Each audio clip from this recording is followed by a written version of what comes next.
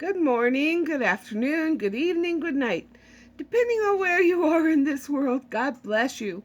This is Gloria White coming to you from Utah, USA. And I wanted to post this video. It actually occurred yesterday, but it's still pertinent today and will be for the time coming in regards to our southern border. And this Title 42 that is not being extended by our President Joseph Biden Jr. or his border czar, Kamala Harris, who is our vice president. And it's so wonderful to see Governor Abbott of Texas meeting with the Governor Garcia from Mexico concerning one of the border crossings, the legal border crossing where there's actually traffic. And what Governor Abbott has been doing is the Texas Department of Safety for Transportation has been inspecting every vehicle that has been coming across the Mexican border into the United States. Any of those vehicles that are deemed unsafe to travel on the United States roads or the roads of Texas because they could cause accidents that could harm a Texan or an American citizen, and they're taking them off the road. They're putting them on the side, and they have to stay there on the side, impound it until those repairs are done. The truck cannot move. So regardless of what the product is or what is on those trucks cannot move until they're repaired and are deemed safe by the Department of Safety in Texas before they can travel on the road again. Well, this has caused what would normally be a 15 or 20-minute border crossing to turn into 5 and 6 hours to cross the border from Mexico into Texas. So the governor in Mexico and Governor Abbott of Texas have met, and they've made an agreement that the governor on the Mexican side would take steps to curtail certain vehicles or traffic from crossing over into the United States of America. And you know that a lot of the vehicles that are crossing over our border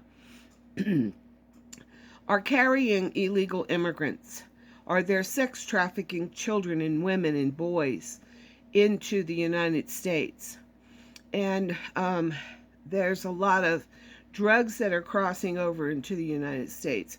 And something that I find almost laughable, absolutely laughable, is the opioid epidemic that was was getting a lot of attention.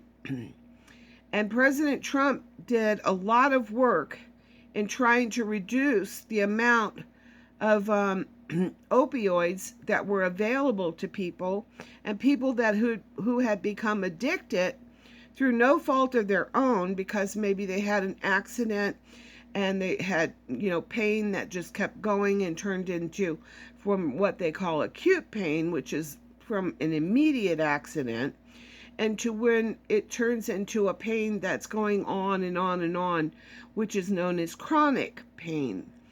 And there have been deaths because people have taken too many pills trying to stop the pain. I mean, pain is an awful thing to have to deal with. Well, it caused all kinds of problems, and doctors became afraid to try to prescribe the opioids to relieve people's suffering, so much so that those regulations that they created in the FDA caused doctors to underprescribe opioids for people that really truly needed them, and not just for like a sprained ankle where you could take over-the-counter ibuprofen or Tylenol and ice packs and gotten through that without any opioid. pain relievers. But then you have the people who have cancer, who have had surgeries, or who have chronic injuries from, say, back injuries, or some type of disease that's causing chronic pain. Cancer is another one, and it caused the doctors to become afraid to prescribe those.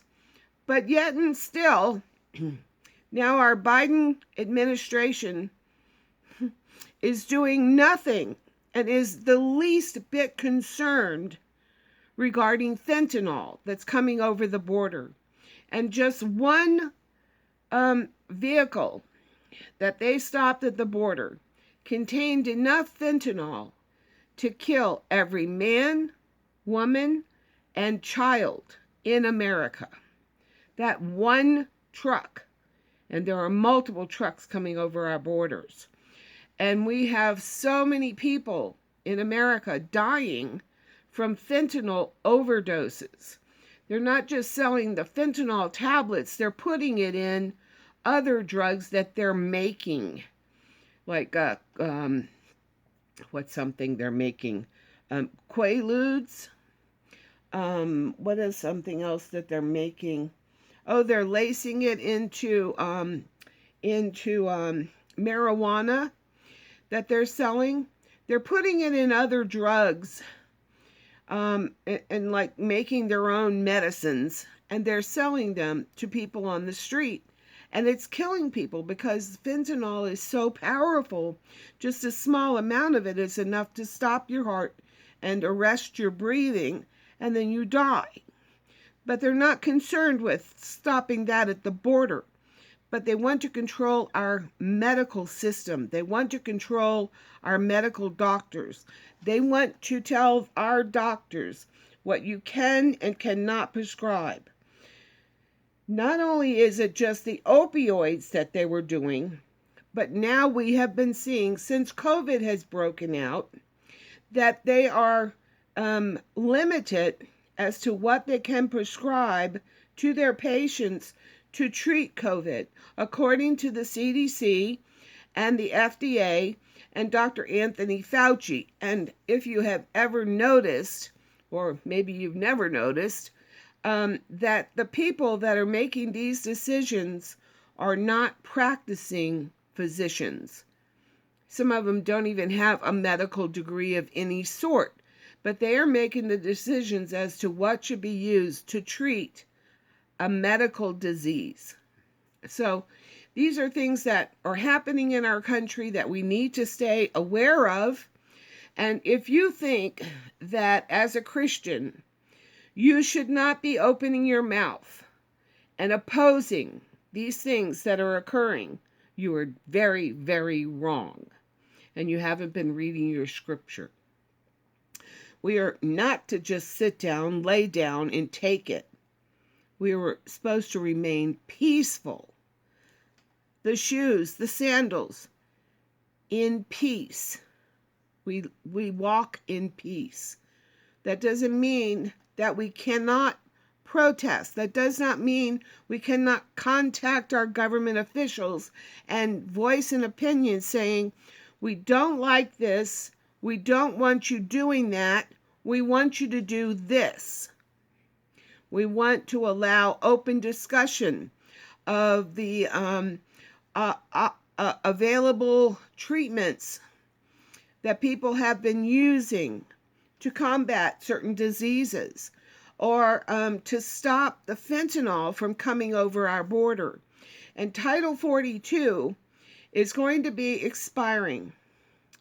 Now, this has been actually limiting the number of illegal aliens that can come over the border. And it's not just coming from the Triangle, which is Guatemala's, San Salvador, and I can't remember the other country here right now. I'm sure one of you could put it in the comment box. And Mexico. It is not just coming from our southern border. These people that are coming over our border are Chinese, Russians, They're the Taliban, the Iranians, Guatemalans, Honduras. That's the other country. San Salvador, Honduras, and Guatemala. They're like the triangle down at the tip of Mexico, the country of Mexico. So all of these people are coming over, and we've been dealing with that for many, many years. And President Trump had put a stay in Mexico law in place that if a person was fleeing persecution or violence or political oppression, that they could flee to the next country. But the first country that they came to that offered them asylum, they had to stay in that country. They couldn't just keep coming until they crossed the American border. They were required to stay wherever they first found safety. So that's not happening. People are arriving in Mexico and they're coming straight over our border. Chinese, Russians, you name it, from all the countries around the entire globe, these people are coming over our southern border. Now, some of them are skilled laborers. Some of them are laborers in certain trades. And they may not or may have certifications, but do they have the certifications that the United States requires in order to perform electrical work? Or are they going to do electrical work in your house and cause a fire in your house to burn down? Are they going to do something with your plumbing that's going to cause your house to flood? Are they certified? No, they're not.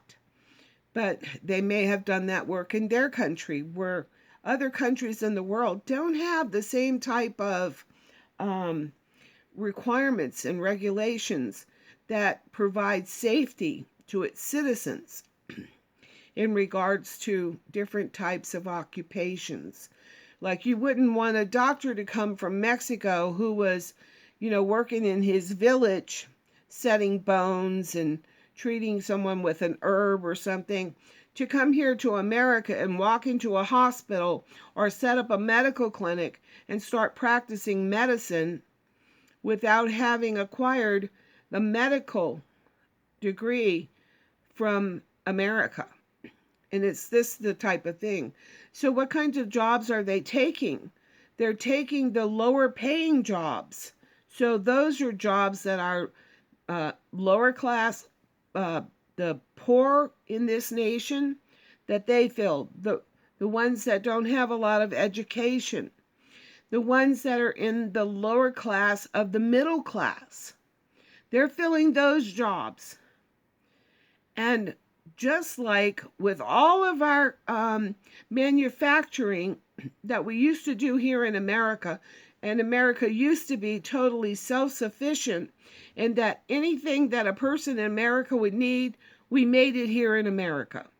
But that's not the case anymore, because so much of our manufacturing and product producers have moved overseas for cheaper labor. So now we have the cheaper labor pouring over our southern border, and they're going to take jobs, the better paying jobs, for the poor and the middle class that we were getting a higher pay for performing. They'll do it for less. So the companies that are in America, they don't have to go overseas and set up their business. That cheap labor is pouring over the border.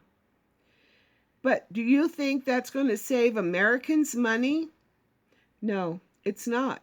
Because these are greedy people. And human beings have no value to them. They're just something that they need to get richer. They need them to perform a labor, to perform a specific task. And they're going to pay them the least amount that they can get away paying them. And we know many of them work what is called under the table, where they pay their workers in cash. They pay nothing into our society's tax base. So it could be local tax, which supports your schools. It supports your roads, supports lights being put up, street lights, or the maintenance of traffic lights, the building of schools, the hiring of teachers. Those taxes, they're there, they're using those services, but they're not paying anything into them. And then there's the state tax, and they're not paying anything into that, which is for our roads and other major projects, our state parks and things that need to be maintained. They're working here, but they're not paying into providing the necessary funds to run these operations that occur in our states. And then you get into the federal government, where the federal government uses our tax money to pay for the military. And then they pay for social services, Medicare, Medicaid, a Social Security money that's, that was paid in by Americans working in America, paid into that system that was funding those programs. Well, now, because the economy isn't that great, which they keep saying it's wonderful, and a lot of people are believing this. But if you look in the grocery stores and you see the shelves and you see the prices of the items that are in the stores, or you go online and look for something and you see the price that was last year $36 and this year it's $52. Well, if people aren't working, how are they paying for these things? And I have something that I'm going to be looking into, because I keep asking the question, if all these people are not working, how are they getting money? And I think there is a government program that is paying people money to go to school, but there's no accountability. And they're giving them money to go to school, and they're using it to live on. And there's no accountability showing that they're paying for tuition or books or anything that's necessary for school. So I think that there's some kind of government programs that are being applied, and money that has been allocated through these massive spending bills that have come out of Washington under the control of the Democrat controlled House and Senate. Our Senate is equally split, but there's a lot of corruption going on, and it's hurting our country, and it's causing our dollar, our American dollar, to become worthless. It'll be as if we were in Venezuela, where a wheelbarrow full of their money would buy a loaf of bread. It's coming here because our government is spending so much money that every time they put more money, more printed money into our economy, trying to stimulate the economy, trying to create what they're saying they have created, which is not happening, which is a lie. And anybody is welcome to come here and show me proof that that is not a lie. I welcome an open discussion, but it would be wonderful to see that I'm wrong, but I'm not. So we have all these people coming over the border, and they're going to be taking from the federal government services for Social Security, for Medicare, for Medicaid. They're going to get free medical treatment. There are American citizens here in our country that have never lived on foreign soil, have never walked on foreign soil, have worked and paid into our system, that need medical care and cannot get it. But we've got people coming over our southern border from all around the world. And if they have a toothache, excuse me 1 second. Mommy, COVID, I can't hear. It's okay, come here. Come here, it's all right. Just COVID, Mommy. It's just COVID. Okay, good girl. Thank you. Thank you, baby. So they're getting all these services. They get a toothache. They go to the dentist, and the dentist says, well, you're going to need a root canal. How many of you out there without dental insurance can get a root canal? Because you have to pay for it out of your pocket because you have no dental insurance. Mommy, come here. Come here now. Come here now. COVID. I cannot hear. COVID. I cannot hear. I tell you, it's okay. Okay? It's all right. Come here. Put your feet up here. Right here. You show the people. Say, I'm on guard. I'm a very good guard dog. Okay. It's all right, though.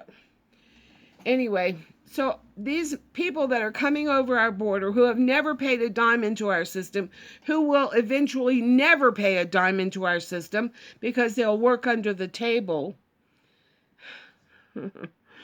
And we, as American citizens who do work and pay into the system, will be footing that bill. Wait, it doesn't stop there. How about school?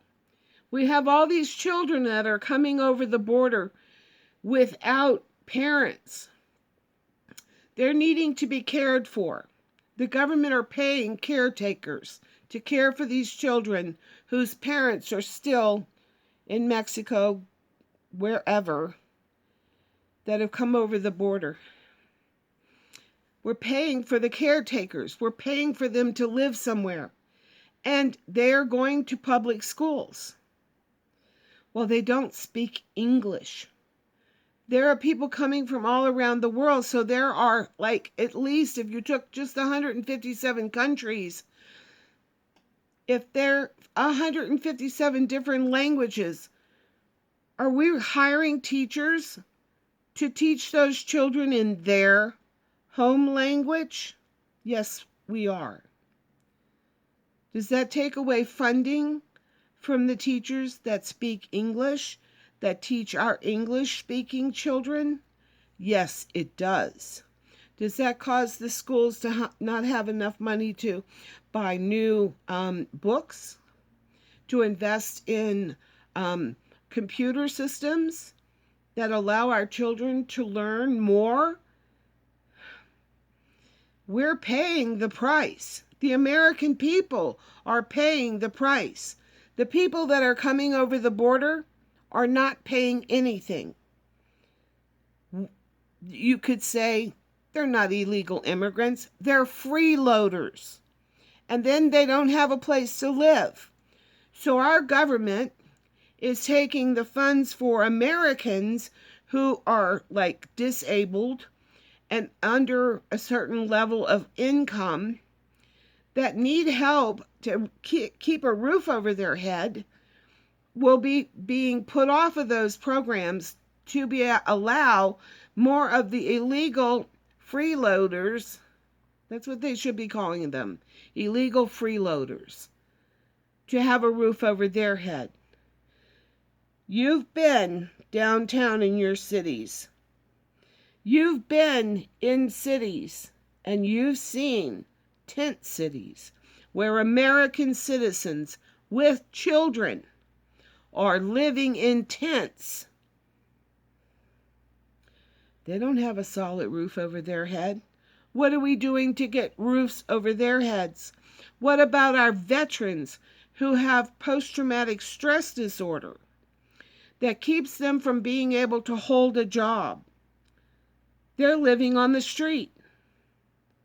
They can't get in to see a doctor when they're having a post-traumatic stress disorder attack because the waiting list is so long. And now they're talking about taking the VA doctors away from the VA hospitals where our veterans depend on getting their medical care and making them available to the illegal freeloaders. That's right, taking doctors away from our veterans who bled, died, were maimed, returned home with post-traumatic stress disorder. Now, some people say, oh, post-traumatic stress disorder, they just need to get over themselves. Now, you just imagine for a minute, you're in a foreign country, and you're seeing the people that you are fighting, killing women and children right in front of you. How would you feel? How would that affect you as a person here in America? If you saw with your own two eyes a mother and her child, or a mother and their children shot down in cold blood. Maybe the children were killed and the woman was taken and raped repeatedly. And you see these things with your eyes. And then you come back here in America where that stuff's not happening. Do you think they can just walk in here and go, great, I'm so glad I'm home. Thank God that's over with. No, it doesn't work like that. It stays in their mind. It tortures them. Different things bring to their remembrance these events that they've seen with their eyes, that have affected them psychologically. It's like things that you've seen, you can't unsee. And they have no one to help them to work through that so they can get through it onto the other side where they can live a normal life again. And these are our veterans that are in the street that can't get the medical care that they need because they can't get in to the VA doctors when they're needing to get into them. And now, government Joseph Biden Jr. I'm just going to start calling him Junior. So Junior wants to take the VA doctors and put them to work for the illegal freeloaders. This is the stuff we're dealing with the people that are coming over the border. And a lot of people don't understand this, that the whole realm, the whole big picture of what this is causing and doing in America. How about all the children that are being sex trafficked? All the child pornography that is being created using these children. And then we just have a Supreme Court justice who is very lenient on people that view child pornography. Oh. They put it on their computer and then maybe they only looked at 15 pages or 15 minutes of it. I get people posting sexually explicit comments in my videos in the comment section. And some of them I can't tell because they're written in a foreign language. I can't tell what it's saying. So I click on it. And a woman comes out completely naked. Well, I immediately report that. And I immediately block that person so they cannot put that in my comments again. But I click off of it immediately and report it. But she's letting people that click on something like that and stay on it for 15 minutes and just keep clicking through, looking at all the pictures. It's not just pictures. These are children. It could be your friend's children that have been stolen and put into these sexual situations where they're being raped or sodomized or tortured. People are sick. And these people are just there looking through these pictures. And they catch them doing it. Our law enforcement catches them doing it. And she, black woman, I'm not even going to call her a judge or a Supreme Court justice, but I'm going to call her what Joe Biden said he wanted was a black woman. This black woman is so lenient on people that see and watch child pornography, which increases them creating more for people to watch because they're making tons of money selling this. Those people that are watching this, they aren't watching it for free. They're paying for it, which causes them to create more and more and more, which means more and more children are drawn into this evilness. And we as Christians need a backbone and understand that when you see something that is wrong, you're not supposed to go, oh, well, I got to be peaceful and I can't say anything and, God's going to take care of it. God gave you a backbone and a mouth for a reason. And it wasn't for you to go lean back on and be quiet, zipping your mouth. Call your senators, call your congressmen, call your representatives in your states, in your local governments, on your school boards, and tell them you do not approve of these things, that you want it to stop. You want them to control the southern border, the people crossing over. You want them to stop the fentanyl from coming in. You want to stop the child trafficking, the sex trafficking.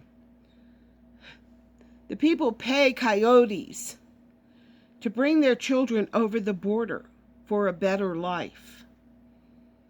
They rape these children on the way to the border. And then they've charged them so much money.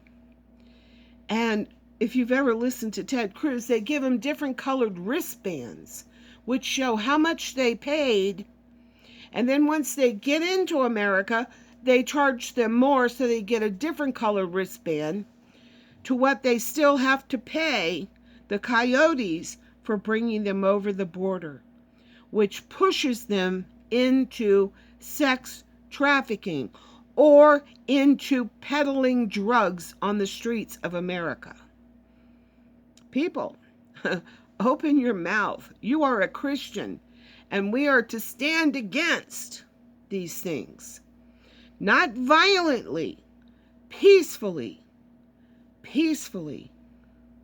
but we are to stand against these things.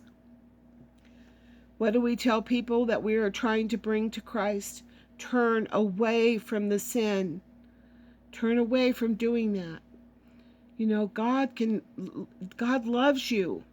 He died for you. We tell people these things, but we're not supposed to say, don't do that to those children. Don't let those coyotes drag those little children through the desert and over the border and put them in sex movies and put them in rooms where men come in and have sex with them over and over throughout the day, over and over and over, day after day after day.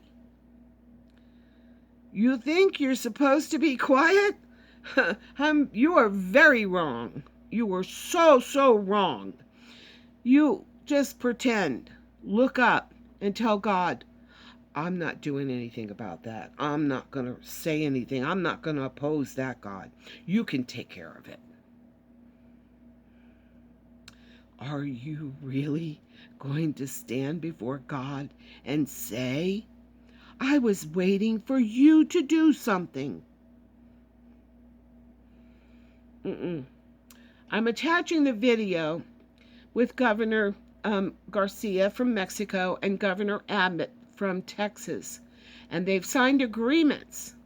And immediately the border traffic is now moving 15-20 minute crossing.